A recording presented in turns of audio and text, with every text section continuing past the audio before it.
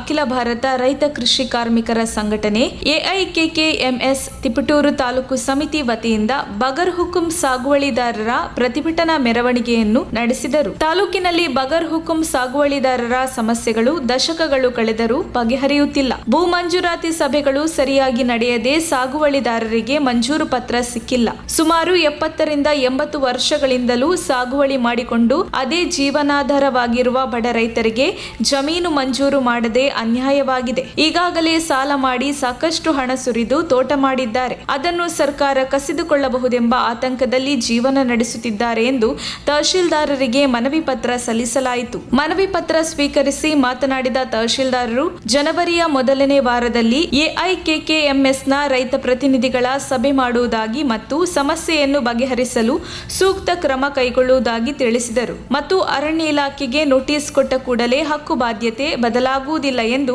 ಅರಣ್ಯ ಇಲಾಖೆಯ ನೋಟಿಸ್ ಕೊಡುತ್ತಿರುವುದಕ್ಕೆ ಪ್ರತಿಕ್ರಿಯಿಸಿದರು. ಈ ಸಂದರ್ಭದಲ್ಲಿ ಎಐಕೆಕೆಎಂಎಸ್ ಜಿಲ್ಲಾ ಸಂಚಾಲಕ ಎಸ್ಎನ್ ಸ್ವಾಮಿ ಅವರು ಮಾತನಾಡಿ, ರೈತರಿಗೆ ಭೂ ಮಂಜೂರಾತಿ ಮಾಡಲು ಇಲ್ಲದ ನಿಬಂಧನೆಗಳನ್ನು ಹಾಕುವ ಸರ್ಕಾರ ರೈತರು ಹಸನು ಮಾಡಿದ ಭೂಮಿಯನ್ನು ಕಸಿದುಕೊಳ್ಳುವ ಹುನ್ನಾರವು ದೇಶದ್ರೋಹಕ್ಕೆ ಸಮ. ಭೂ ಮಂಜೂರಾತಿ ಸಭೆ ನಡೆಸುವಂತೆ ಮಾಡಲು ರೈತರು ಕೋರ್ಟ್ ಬಾಗಿಲು ತಟ್ಟುತ್ತಿರುವುದು ತಾಲೂಕು ಆಡಳಿತದ ನಿಷ್ಕ್ರಿಯತೆ ಮತ್ತು ಪ್ರಜಾಪ್ರಭುತ್ವದ ಕಗ್ಗೊಲೆಯನ್ನು ಎತ್ತಿ ತೋರಿಸುತ್ತದೆ ಎಂದರು. ಮುಂದುವರೆದು ಮಾತನಾಡಿ, ಎಪಿಎಂಸಿ ಕಾಯ್ದೆ ತಿದ್ದುಪಡಿ ದೇಶೀಯ ವಿದೇಶಿ ಕಾರ್ಪೊರೇಟ್ ಕಂಪನಿಗಳು ಮಾರುಕಟ್ಟೆಯ ಮೇಲೆ ಸಂಪೂರ್ಣ ಹಿಡಿತವನ್ನು ಸಾಧಿಸಿ ರೈತರ ಬೆಳೆಗೆ ಸರಿಯಾದ ಬೆಲೆ ಇಲ್ಲದೆ ನಷ್ಟ ಅನುಭವಿಸುವಂತಾಗಿದೆ. ಭೂ ಸುಧಾರಣೆ ತಿದ್ದುಪಡಿಯು ರೈತರ ಜಮೀನನ್ನು ದೊಡ್ಡ ಬಂಡವಾಳಗಾರರು ಸುಲಭವಾಗಿ ಕಬಳಿಸುವ ಅವಕಾಶವನ್ನು ತೆರೆದಿದೆ ಮತ್ತು ಅಗತ್ಯ ವಸ್ತುಗಳ ತಿದ್ದುಪಡಿ ಕಾಯ್ದೆಯು ದೇಶೀಯ ವಿದೇಶಿ ಕಾರ್ಪೊರೇಟ್ ಕುಳಗಳ ಹಿಡಿತದಿಂದಾಗಿ ಬೆಲೆ ಏರಿಕೆಯನ್ನು ಗಗನ ಮುಟ್ಟಿಸಿದೆ. ಅರಣ್ಯ ಇಲಾಖೆಯು ಎಲ್ಲಾ ನಿಯಮಗಳನ್ನು ಗಾಳಿಗೆ ತೂರಿ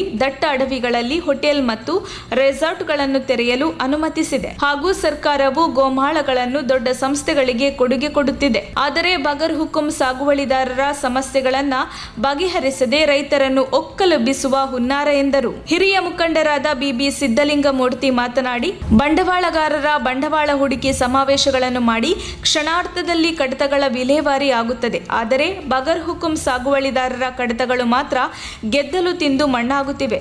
ಇದು ಡಬಲ್ ಇಂಜಿನ್ ಸರ್ಕಾರಗಳ ಡಬಲ್ ನೀತಿಗಳು ಹಾಗೂ ರೈತರು ಯಾವುದಕ್ಕೂ ನಿರಾಶೆಯಾಗಬಾರದು ಮತ್ತು ಹೋರಾಟದ ಅಸ್ತ್ರ ಮಾತ್ರ ನಿಮ್ಮ ಗೆಲುವನ್ನು ಸಾಧಿಸುವುದು ಎಂದು ಗುಡುಗಿದರು. ಇತ್ತೀಚೆಗೆ ಅರಣ್ಯ ಇಲಾಖೆಯ ಏಕಾಏಕಿ ದಾಳಿ ರೈತರನ್ನ ಕಂಗೆಟ್ಟಿಸಿದೆ.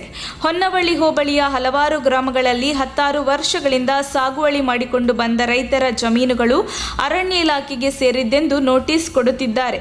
ಇದರಲ್ಲಿ ಮಂಜೂರಾದವರು, ಕ್ರಯಕ್ಕೆ ತೆಗೆದುಕೊಂಡವರು, ಮಂಜೂರಾಗಲು ಕಾಯುತ್ತಿರುವವರು ಸೇರಿದ್ದಾರೆ. ಪಹಣಿಯಲ್ಲಿ ಅರಣ್ಯವೆಂದು ಇಲ್ಲದಿದ್ದರೂ ತಮಗೆ ಸೇರಿದ್ದೆಂದು ಕಂದಾಯ ಇಲಾಖೆ ತಪ್ಪು ಮಾಡಿದೆ ಎಂದು ಹೇಳುತ್ತಿದ್ದಾರೆ. ಆದರೆ ವಾಸ್ತವದಲ್ಲಿ ಹಾಗಿಲ್ಲ.